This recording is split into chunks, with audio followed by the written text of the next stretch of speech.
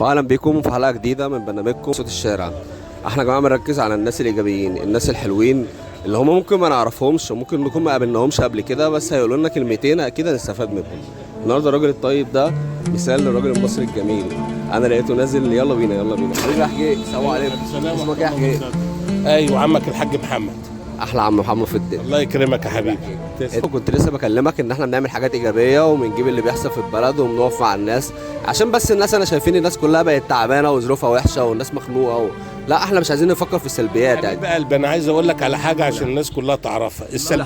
السلبيات دي موجوده طول عمرنا، موجود في سلبيات وفي ايجابيات وفي طلوع وفي نزول، والاقتصاد يطلع والاقتصاد ينزل، وفي ازمات وفي حلول وفي دي على مر الزمان لازم يبقى في كده، ولكن لازم احنا نعمل ايه؟ نصبر ونتعنى في تصرفاتنا، وكل واحد يتصرف ويبقى تصرفاتنا تصرفات اقتصاديه. يعني ايه تصرفات اقتصاديه؟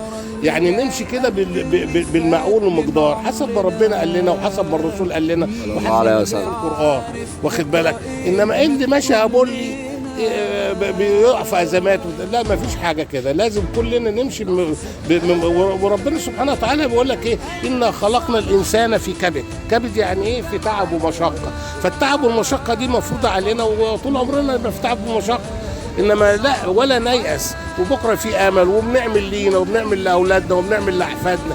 اللي يعيش لوحده ما ينفعش، لازم يعيش لنفسه ولغيره عشان ينفع المجتمع وينفع نفسه. انما ولا يأس من روح الله الا قوم كافرون. بالظبط كده بالظبط كده. الشباب اللي طالع دلوقتي واللي مش قادر يتحمل بنقول له لا اتحمل، انت لسه صغير. احنا نقول للناس يا جماعه تمهلوا وخلوا تصرفاتكم كده معقوله واعقلوها وامشوا بالراحه وعلى مهلكم واحده واحده، واذا كانت في ازمات النهارده ان شاء الله بكره تتحل، وبكره احلى من النهارده. ما نيأس من اي حاجه، لان طول عمرنا طول ما احنا عايشين هنقابل ازمات، وطول ما احنا عايشين هنقابل حلول، فلا تيأسوا من رحمه الله. خلي عندكم قوه وخلي عندكم اراده، ولازم كلنا نعيش لبعض ولمصالح بعض. واهم حاجه ان ربنا يخلي الشباب ويخلي الناس ويدي الصحه لكل الناس ويكفينا شر الامراض، ونهتم بالدين والدنيا، ونهتم بنفسنا وبصحتنا، ونقول للناس يا ناس ربنا يبارك فيكم، اجتهدوا واشتغلوا، وانتوا ربنا سبحانه وتعالى يجازيكم افضل جزاء. الله يعزك يا حاج، انا اتشرفت بيك جدا والله يا بابا. احنا فعلا كنا محتاجين الناس الطيبه اللي زي حضرتك تتكلم معانا. ربنا رب يديك الصحه ويخليك لينا. توزعوا الناس ده او الفيديو ده تفزعوه وتنشروه على اوسع الناس، عشان الناس يبقى عندها امل وعندها حب الحياه.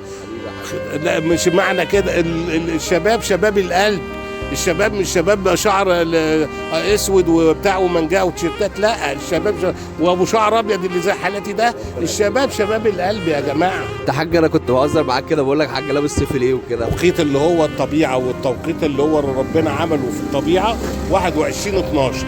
ما قبل 21/12 ممكن يعني تيشيرت بكم بتاع من الحاجات البسيطه دي. ابتداء من 21/12 ابتدي شتي على حق بقى، عشان درجات الحراره بتنخفض والبروده بتزيد. تمام. وده خلاص الشتاء بدأ بقى 21/12، نبتدي بقى ايه؟ نشتي ونلبس تقيل، واللي عنده اصواف يلبسها وهكذا. طب بس احنا حاجه برضه بنسقع، يعني احنا جيل خفيف بقى، ما كانش السمنه البلدي، ما كانش الكلام. حبيبي لازم انت لا ما تسقعش ولا حاجه. الرياضه والمشي والحركه عمرهم ما يسقعوك، حتى في عز الشتاء ما تسقعش. الله يعزك. صح. طبعا الرياضه ولازم نحافظ على جسمنا وتحافظ على جسمك وتباشر المشي. ابسط حاجه في الرياضه هي المشي، حاول تمشوا كتير، واخد بالك المشيه المعقوله المعتاده، مش لا تجري قوي ولا تبطأ قوي. دي المشيه الطبيعيه، دي هي المشيه الصحيه للانسان. حبيبي حاج الله يبارك لك يا رب. يلا كل سنه وانتم طيبين، وربنا يكرمكم دنيا واخره يا رب. اتفضل يا حبيبي. والله يعزك، انا اتشرفت بيك جدا يا حاج. الله يعزك يا رب. يا جماعه هي دي الناس طيبه، وهي دي الناس اللي احنا نستاهل نطلعهم معانا. الناس دي لازم نسمع لهم الكلمتين دول، اعتبرهم من اب ليك، اعتبرهم من جد ليك، اعتبرهم من حد خايف عليك وبيكلمك بورد الله. احنا معاكم وتابعونا، وان شاء الله مش هنوصل غير بيكم. صوت الشارع امانه، وهي هتكمل بيكم انتوا بدعمكم. السلام عليكم ورحمه الله.